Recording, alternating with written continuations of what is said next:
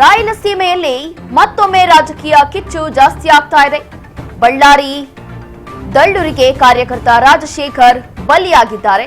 ಈ ಒಂದು ಪ್ರಕರಣಕ್ಕೆ ಸಂಬಂಧಪಟ್ಟಂತೆ ತನಿಖೆ ಮತ್ತಷ್ಟು ಚುರುಕಾಗ್ತಾ ಇದೆ. ಗಲಾಟೆ ಸಂಬಂಧ ಎದೆ ಉಬ್ಬಿಸಿಕೊಂಡು ಫೈರಿಂಗ್, ಗನ್ಮ್ಯಾನ್ಗಳು ಸೇರಿ 26 ಜನರು ಪರಪ್ಪನ ಪಾಲ್ ಆಗಿದ್ದಾರೆ. ಪರಪ್ಪನ ಅಗ್ರಹಾರ ಜೈಲು ಪಾಲಾಗಿದ್ದಾರೆ 26 ಆರೋಪಿಗಳು. ಬೆಂಗಳೂರಿಗೆ ಪ್ರತ್ಯೇಕವಾಗಿ ಕರೆದೊಯ್ದು ಕೋರ್ಟ್ಗೆ ಕಾಂಗ್ರೆಸ್ನ 11 ಜನ ಹಾಗೂ ಬಿಜೆಪಿಯ 15 ಆರೋಪಿಗಳು ಈಗಾಗಲೇ ಬಂಧನದಲ್ಲಿದ್ದಾರೆ. ಜನಪ್ರತಿನಿಧಿಗಳ ಕೋರ್ಟ್ನಿಂದ ನ್ಯಾಯಾಂಗ ಬಂಧನ. ಇನ್ನು ಗನ್ಮ್ಯಾನ್ ಗುರುಚರಣ್ ಸೇರಿ ಎಲ್ಲಾ ಆರೋಪಿಗಳಿಗೆ ಇದೀಗ ನ್ಯಾಯಾಂಗ ಬಂಧನವನ್ನ ವಿಧಿಸಲಾಗಿದೆ.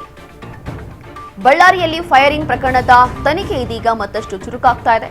ಈ ಒಂದು ಘಟನೆ ಸಂಬಂಧ ಯಾರೆಲ್ಲ ಫೈರಿಂಗ್ ಮಾಡಿದ್ರು, ಯಾರೆಲ್ಲ ಆರೋಪಿಗಳಿದ್ರು, ಎಲ್ಲವೂ ಕೂಡ ಇದೀಗ ಪರಪ್ಪನ ಅಗ್ರಹಾರ ಜೈಲು ಪಾಲಾಗಿದ್ದಾರೆ.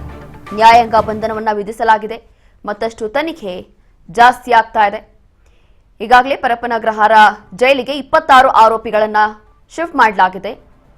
ಕಾಂಗ್ರೆಸ್ನ 11 ಜನ ಆರೋಪಿಗಳು, ಬಿಜೆಪಿಯ 15 ಜನ ಆರೋಪಿಗಳನ್ನ ಈಗಾಗಲೇ ಪೊಲೀಸರು ಬಂಧಿಸಿದ್ದಾರೆ.